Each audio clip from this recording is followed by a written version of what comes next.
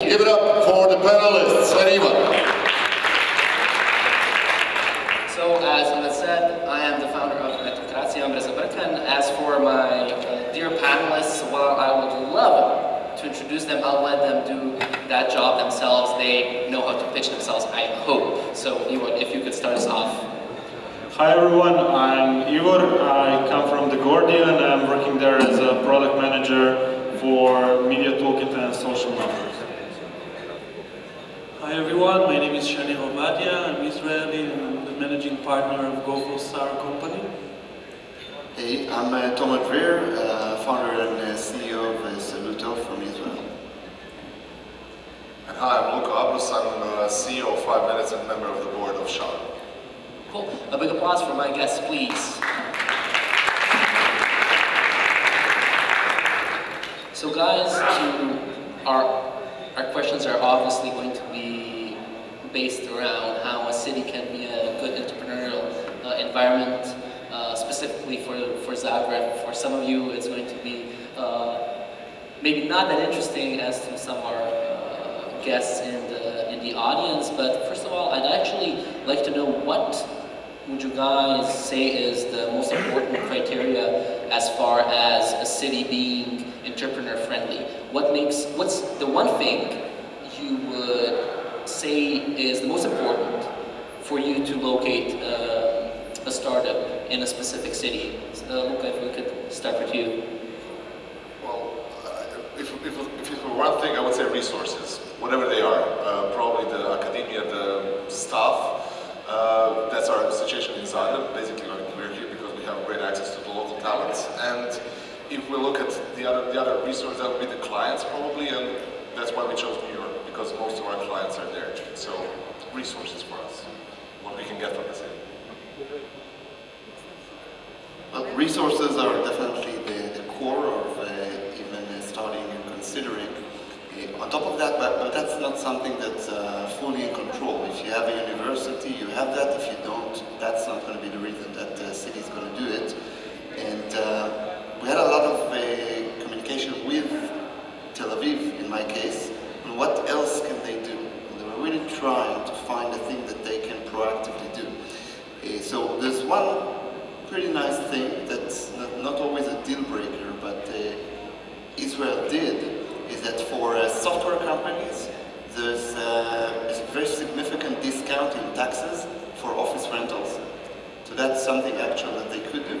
Another thing that Tel Aviv is pushing a lot is a lot around the events to move the ecosystem. So getting people to meet, getting people from other places, just moving. Is that actually the city of Tel Aviv, or is it organizations that foster entrepreneurship on their own, just working with the city? So the city is actually doing things by themselves. They have a budget. Obviously, they're trying to cooperate as much as possible, but what they're doing by themselves is pretty impressive. And do you think that for any local government or any government in general, when they start working with specifically technological startups and technological companies, I find that the people I've talked to, they're very, especially in Zagreb, they're very open to supporting entrepreneurs. Sometimes that they don't have the expertise at the very beginning. How do you think cities can, and specifically Zagreb, how can they push through that and quickly gain the expertise needed to support specifically technological startups? I believe that the best thing that they can do is make some communication and groups and meeting exist and come and listen. And just by initiating that, they already started something. And beyond that, it's just like a startup. It's on the go. And every specific place probably has got their own needs, and they should just do that. And I'll give a specific example. It sounds like I came to advertise Tel Aviv, but I'm objective, but they actually did some really nice initiatives. They took a non-used space that they had in a pretty centralized area, and it was an old library that no one uses as a library, and they decided it's going to be an open place for startups to come and work for up to 3 months for free. They provide cheap coffee and electricity, and that's it.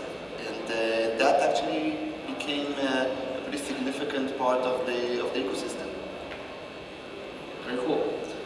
Shad, did you want to chime in? Yes, I think that events like that is what we're doing here today is something that creates this environment that really invite people to talk and to deal with entrepreneurs and with startups. And people actually get the ideas through that kinds of events. So I think that there's much more events like that will happen here in the city. You will see that the startup ecosystem or environment here in the city will grow automatically. Events are obviously important. Do you think that it's a challenge in terms of, so for example, with any community, when the events start up at the beginning, they're very like, not basic, but they're very like, Skeptical. no, I'm not saying that. I'm saying they're very geared towards beginners, right? People that are learning how to pitch, how to maybe get an idea for a product, etc. But then on, as time passes on, they get obviously more experience. And then at some point, and there are events that have managed to pull through this, you have like the big events that are geared towards experts, and most big events being more geared towards the beginners. For a lot of like the experienced founders, CEOs, is there still value in events as time passes? Because again, a lot of CEOs that come to events, the answer I get for panels like this is, oh yeah, I'll come right before the panel because like before and after, I don't get that much value, right? What do you guys, for example, right, being that experience in your business, expect from an event for it to have value for you to stay in it if you're not speaking at it, if you're not in a panel like you are now? I think that as more events like that will happen, people will find that it's more attractive and more interesting for them. Because if you will have 2 or 3 startups that will come up from this event and become a successful one, then people will find the interest to come here and to listen and to hear what's new in the market, what kind of new startups you have, what new opportunities maybe they can implement within their company. I think that the organizer should also find some initiative to bring those CEOs and those market leaders to those events, if it by media cover or by any other opportunities to offer them, maybe to be part of the judge, to find ways to really bring those people at the first phase of this period and trying to create this ecosystem of the startups. Ivor, you've been to a number of local events, obviously, both in Zagreb and other cities. What are your thoughts? Are events fostering the local community well enough, and also are the local governments supporting it in a way that they should? And what would you also, as I asked the other panelists, expect for an event to have value locally? So, at first when you begin in this business, they are really valuable to you. So you can come and listen to the stories of someone who has some experience in the business, but as time goes on, it's harder and harder to find someone who can actually teach you something, who can tell you something that's going to be interesting. So it's always like, I think there are a couple of levels and layers of startups in this ecosystem. I think it should all start from the universities. So this is what you asked in the beginning. Basically, universities should put in mind of young people that they can do it. It's okay to go to build your own company. You don't have to get a secure job in the beginning, and you can just... Okay, we're still in Croatia, right? Yeah. I'm just thinking, and again, maybe this is a panel just for Luka and Ivor. I'm not being skeptical, but how realistic is that? And it's hard, especially in Croatia. I think I know from an example of Finland that they have it, like they have in their culture that it's okay to go and build your startup while you're still at the university. And in Zagreb, it's a rare thing. So there are some possibilities to do something like that, but I think it's not at the right level yet. A specific question that's more geared towards also education, but So when the startup wave hits, and there's a lot of hype around it, right? It's been startups, and especially in obviously Tel Aviv, there's a lot of successful startups that are used as role models. But do you find that it's at some point hard to find local talent because everyone wants to start a startup but no one wants to work at it? Right? I wouldn't agree with that. Oh, you went to work for a startup, obviously. Yeah, I went to work for a startup. Basically, you get the top talent trying to work on something of their own, but you always have people who are willing to go and work with the others. So I don't think that would be a problem. But what if you want the top talent? Yeah. They have to fail with their startup. Yeah, they have to fail with their startup and then join yours. Tomer, would you agree with that? Yeah, I completely agree. I think it's a combination of startup hype plus money being too available, and we are in a period like that. Money is very available and sometimes too easily. I think we're now sort of coming down a bit as well. But it did create a challenge where the best people just said, okay, it's so easy to get money, it's so cool now, I'm going to do it.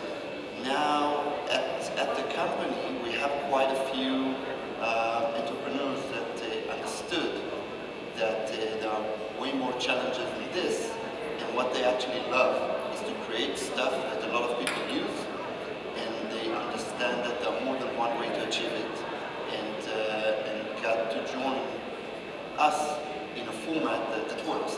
They feel that they're effective, they're doing what they like to come to work every day, and they have some part of the success as well. So it's not a black or white thing, and you find the method. It definitely exists, the challenge. Luka, do you think that, for example, in Five's case and Shaban's case, the team members have grown to the product in the sense that they feel a part of it, and you're seeing that as far as people that you're hiring, their attachment to what they're doing is So it's a part of a culture that you're fostering within your company. But just to get back to the previous thing, I personally don't believe in we had that program in Croatia called from university to work or whatever.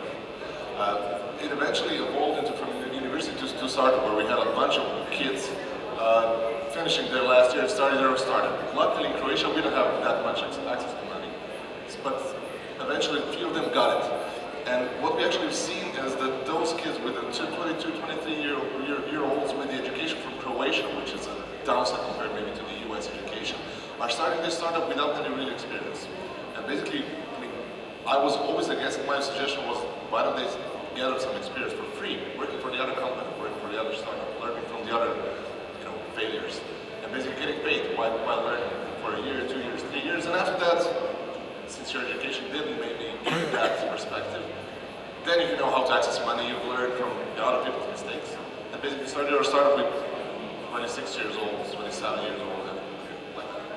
So I mean, we have a bunch of guys who came over after college to work for us. And of course because of our company culture, they accepted it and they were, towards the same goal and live that same dream with us.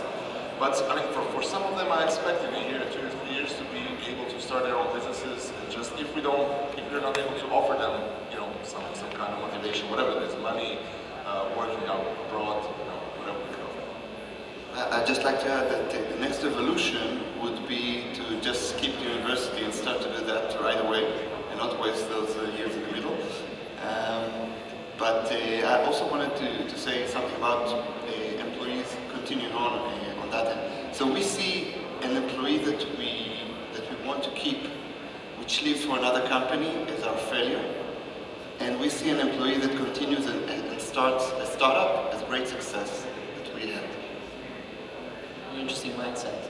And in that sense, and again, I'm not familiar with this, but in Croatia and also, obviously Eastern Europe in general, there's always the issue of big international companies coming in, creating R&D centers, basically hiring people with very good pay, but people that are working on products that are obviously not Croatian, not going to grow the community. Has Tel Aviv, at some sense, had the challenge of that as well. And also for anyone of you, how do you see it as a problem, right? So a big international company coming in, hiring a lot of developers, obviously paying them very well, but not contributing to the local entrepreneurial ecosystem in a city. So we're surrounded in the few hundreds of meters around us with Facebook, Google, a few drives away, a few minute drive away, Microsoft, they're all there. I think there are a few things around this. First of all, I think there are people that their mindset feels more convenient in a larger company, and that's totally fine. And the opposite, and again, sometimes it's vague, it's related to the role and the size of the company. But also I'd like to add that those big companies actually do work very hard to contribute. So Google in Tel Aviv have an entrepreneur space that you can use. They initiate events, and they have vertical events like product design events. They do try to stay involved. Sometimes it's related to recruiting, sometimes not. Recruiting is an art you have to develop by itself. It's a big challenge to work through, no matter what's your size and what you do. Just one thing to add. I mean, we had experience with that. That's what I'm asking. Yeah, I mean, part of our company got spin-offed and basically got acquired by Real Networks, who now form the development center in Zagreb.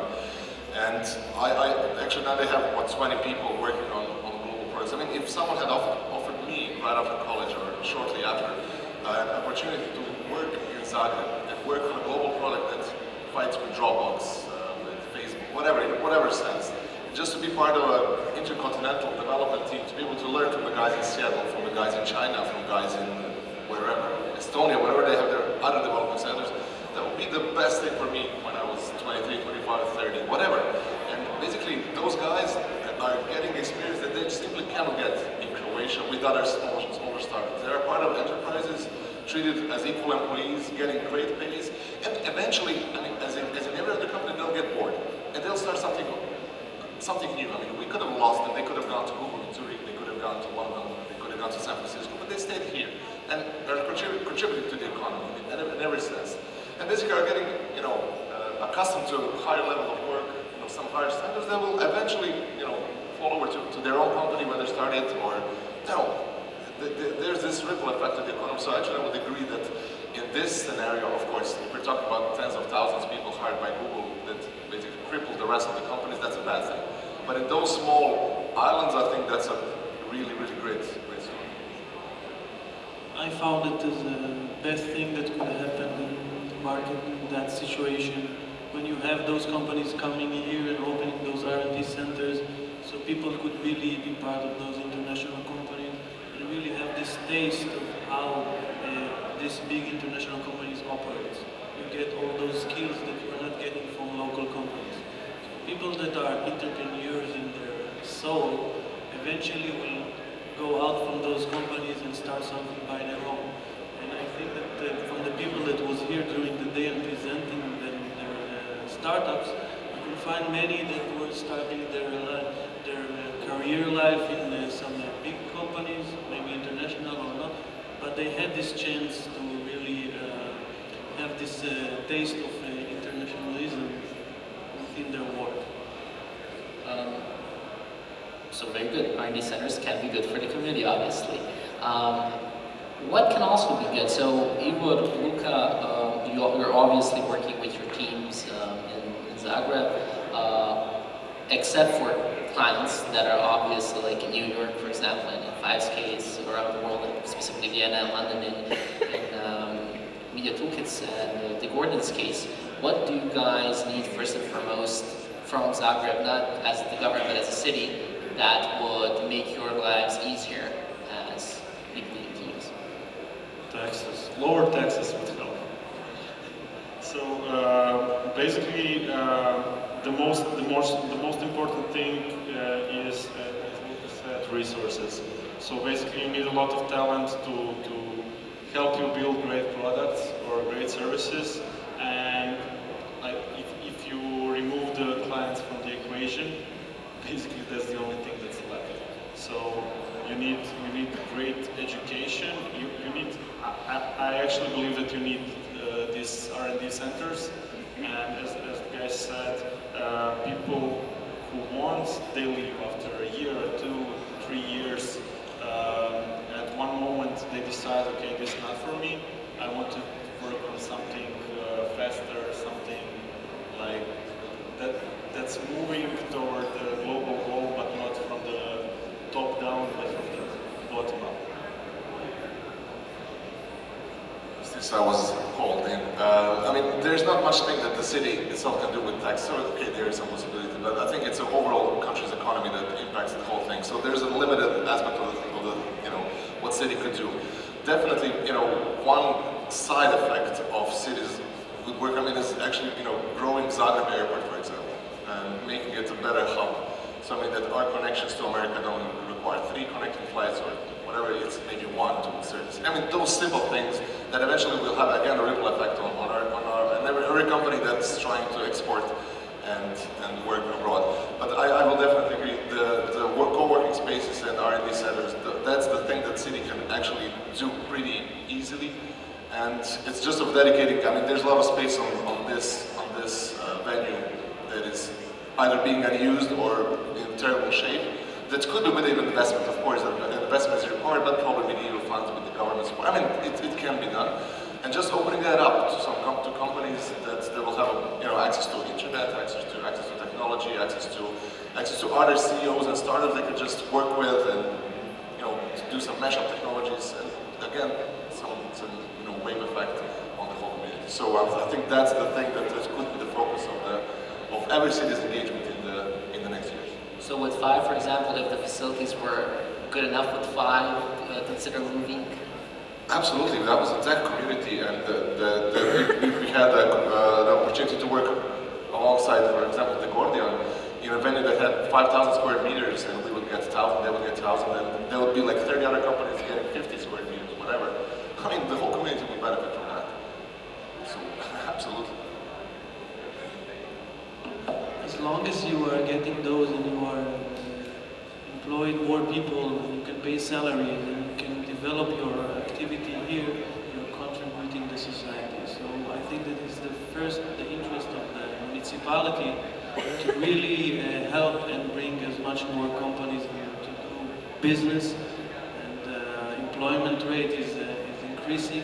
So to have even as an internship programs, just to have more and more people employed, and for the companies that it will be easier for them to operate here, because as my friend here says about the taxes, that those are the things that are not related to the municipality and they cannot affect that, but they could really affect and create those areas that will be dedicated for startups and will be dedicated for international companies that are looking to find and to open R&D centers, because there are very good engineers here and people with a great idea, so why not? So with your experience as a company located in multiple locations, what have been some of your positive experiences, some examples you could maybe give that have made your life and your company's life in a specific location easier to develop a global company, etc.? In Croatia or in the other countries where In other countries as well. In other countries we got help as international companies that operates and come and do an investment in the country to, if it's by rent, if it's by the taxes we are paying to the municipality, because we are a foreign company that come and bring into the country foreign investments. So they are looking and there are points of contact in those municipalities that did help us, and also they helped us with exposure, with getting to the people and what we are doing here. Throughout the employment process also we got some help. So it's different from country to country. So What would be the ideal case scenario for you for entering a new city, a new country, based on your current experience? So you're saying like it was okay. What would be the perfect experience for you? As the usual cost of employment and to pay for people, you could not change. But if we are talking about the first 2 years of activities, by providing possibilities to have low rent or make some special discount for the taxes or installments that are paid for the offices. So those kinds of things are really can affect the progress and the growth of the business. So if you don't need to pay high taxes for the rents or for the electricity, water, and so on, you will have more money to invest in people. You could hire more people. You could hire more salespeople. So the growth of the business could be affected by that. Have you, and I'm interested actually in Degordian's experience with this. Have you guys seen city-to-city cooperation when companies, basically hub-to-hub cooperation, let's say, with companies that are obviously located in multiple locations? So in Degordian's case, so you're moving from, you have an office in Sarajevo, you have an office in Mostar, Belgrade, Vienna, and now we are trying to move. Enough problem. Yeah. But yeah, what's your experience been with expanding to the region? Do you think, again? So we're always looking, we're not looking at the municipalities and the help from the local government. We're more moving where our clients are. So we basically, when we get enough clients in the city, then we move towards opening an office there. The crucial thing for us is actually finding the right person who can fit in the role of being an office manager and who is local for that market. So someone who can help us out by with her network, experience, and basically everything else. So how do you find those people? Is it the local tech companies? Actually, that's the hardest part. So it's working now on like recommendation system. So we never move to a new office location in like a month or 3 months. It takes some time to open an office. And through this time, we talk to local community, like people from different advertising agencies, client side, everyone, and we're trying to find a person, like basically looking through recommendations of others. Interesting.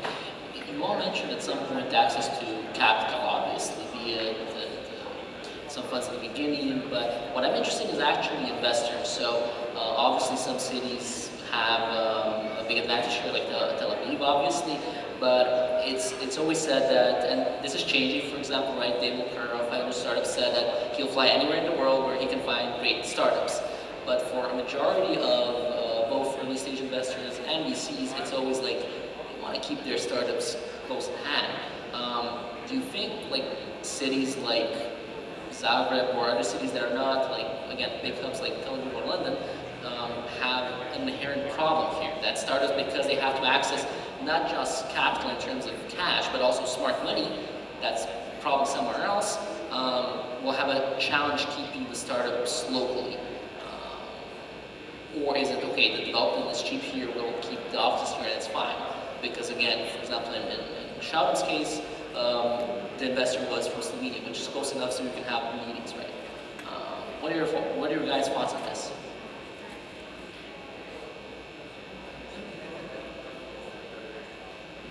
Okay.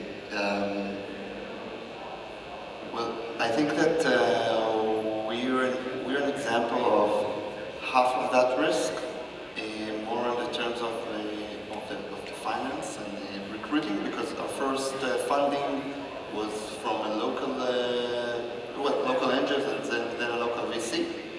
But then we felt that we can go further.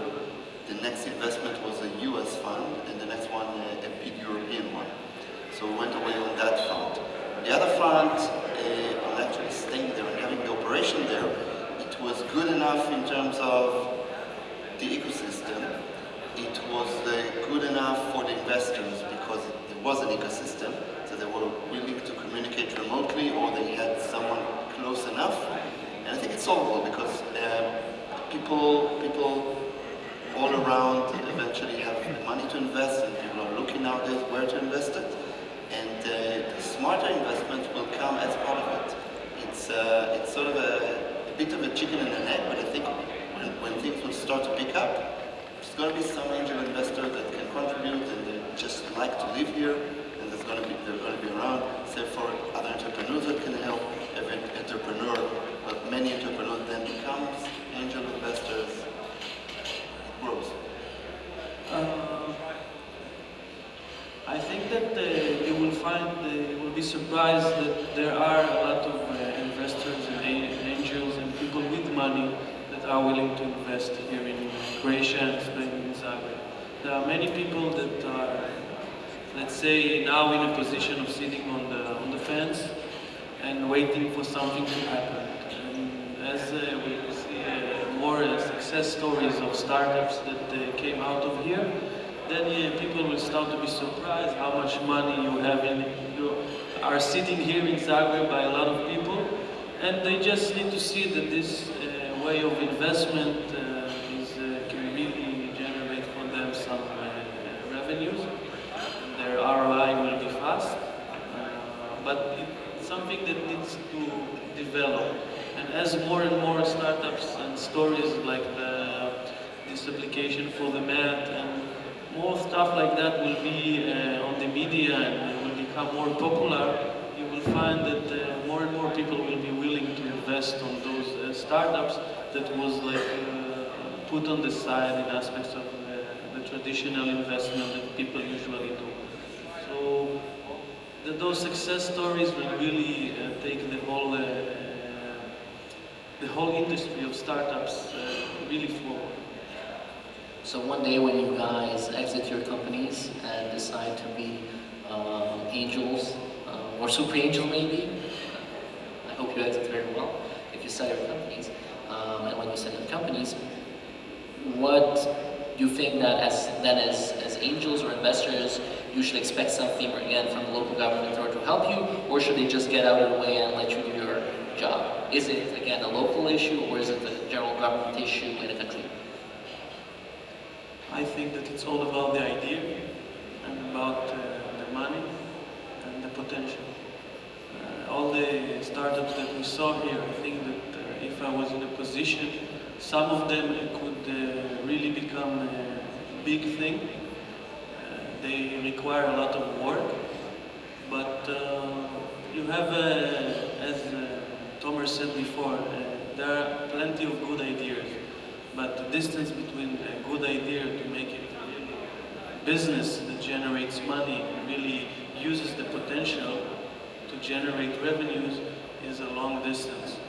And you need to create the environment, and I think that the accelerator and the incubator programs that are here are giving great tools for the startups here. And I don't see any reason why in the next months or years you will have a really big successful startups from Zagreb that started on those specific accelerators and incubators for the people. Do you think the city, so again, we always come to the question of, we want cities and governments and everyone in the community to be very active, very proactive. Is there like a line that should not be crossed, in the sense that some local governments and also non-government, but like city initiatives, like the downtown project in Las Vegas, like Tech City in London, have been on one hand very hyped, like they can create an ecosystem.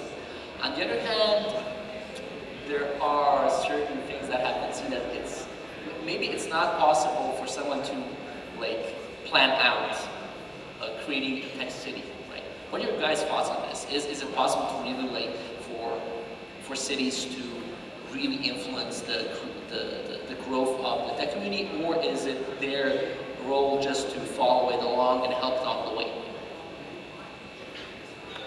So I believe that when they fail because they don't do it together with the community. I think if they would do it together, then they could build something. What would together mean? Together means like listening to startups, to investors, to everyone who who lives in this small community and just working something out on their own, like just building, okay, now we'll have a startup city near Zagreb. I don't think that would work, but if they would ask, like, what would you actually need inside, why would you do that, what would work with you, for you, then they could build something. More of an ongoing conversation at the start. I think that movement creates movement. Something is happening, even if it's failing, even if they did a startup city outside, it's okay, it can be failed, but you have something happening. And if in this event you have 200 or 300 people that came, the next year event will be triple the number of people, and the event afterwards will be even bigger. It's the general startup philosophy.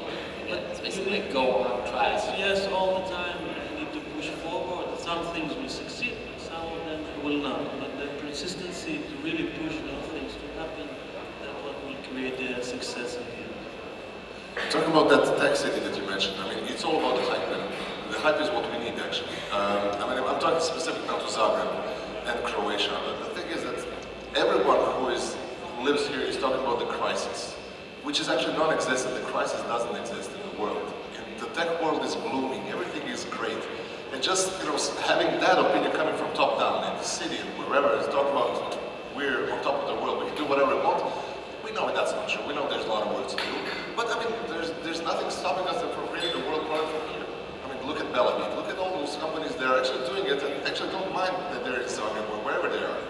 And I think those tech cities would just spark that thing. So it's just a matter of perception that we need to change because everything is moving around us and we're still stuck in that feeling that we're drowning and dying. But well, to your last question, whether that actually have an effect and does something, it's so much simpler and an obvious answer that it does. And think about this event, which is the first of its kind. It's still small and as we said, iterations are going to improve it. But we made at least 18 startups be in front of 5 to 10 investors, if not more, pitch their things, improve their stuff. Maybe some of them will continue to talk, maybe something will be written somewhere, an interview will happen, and that's real. Nothing is more real than that. So, again, our first question was, why would anyone start a city in Zagreb? To close this off, what would your guys' suggestion be for the first thing to do after this panel for the city of Zagreb to help local entrepreneurs? The two local ones saying from obvious experience, and the two foreign ones like thinking out what could work. Who wants to start? Oh, it's Luka. I mean, the best thing that will happen now is just to continue with the momentum. I mean, as far as I know, this is the first thing that Zagreb and Hamad Mikro organized in support of Israeli representatives. I mean, it's just a matter of keeping the momentum. Okay, we started something. Okay, let's have another year's conference as well. Let's talk with other startups in the meantime. Let's organize different events. Let's sponsor some events. I mean, let's just keep the momentum going. I mean, my ultimate goal would be that, of course, organize, have Velestan be a tech city of Zagreb, and attract all the other companies, lower the rent, lower the taxes here, lower the whatever. I mean, that's doable. But I mean, let's keep the momentum. Let's just talk positive. Let's just put the spotlight on the successful stories, and just forget about the crisis and look at what's happening around us. I think that there should be appointed person that will handle bringing here VCs, bringing here investors to the city from the municipality. Invite, and really there are a lot of VCs and a lot of institutes all around the world that are seeking all the time places to invest. And there is a place that this city can offer them many opportunities. Not only in the IT industry, you saw here different startups from different fields, and I think that it should be a priority from the city side to bring those investors on a constant places just to bring them here and to show them the opportunities that the city is offering. And once the city of Zagreb is inviting those VCs and those investors as their guests, that they will come here and see the possibilities, it will give to the whole invitation different level. And then you will see more and more companies coming here because they are seeking all the time for the investments. So just create the right environment for them to come here, and with time you will see that some of those VCs will decide to open here an office or just to come here more often to really evaluate the things that are happening in this city. I definitely agree with appointing a person, and that's the beginning of starting to plan the next thing, like tomorrow. When's the next thing? What's happening? Is there another type of event? Is there a newsletter? Marketing materials for investors and startups? A cooperation with other cities? I don't know, but once we have a person, once that's defined as a priority, it's just going to start. It's started by itself. But that's the thing that's going to move. I wanted to say strategy, so basically that's it. So create something like the whole story. What are we going to do? When is the next thing going to happen? Who are we going to work with? Why are we doing this? And what we want to achieve in the end. So once this is set up, I think we can maybe make something out of it. Awesome. So we're over. I think we're a bit. Yeah, it's fine. They'll survive. You want 5 more minutes or? You got 5 minutes plus questions. Oh, we have questions and answers. Oh, I forgot about that. Let's do that. That's fun. So who has questions for the panelists? And you're going to have questions because I'm not going to let you go. Oh, come on, don't be shy. I know we're in Croatia, but hey. One question. Okay, there in the back if someone can. Yeah. Okay, in the middle, sorry, in the middle.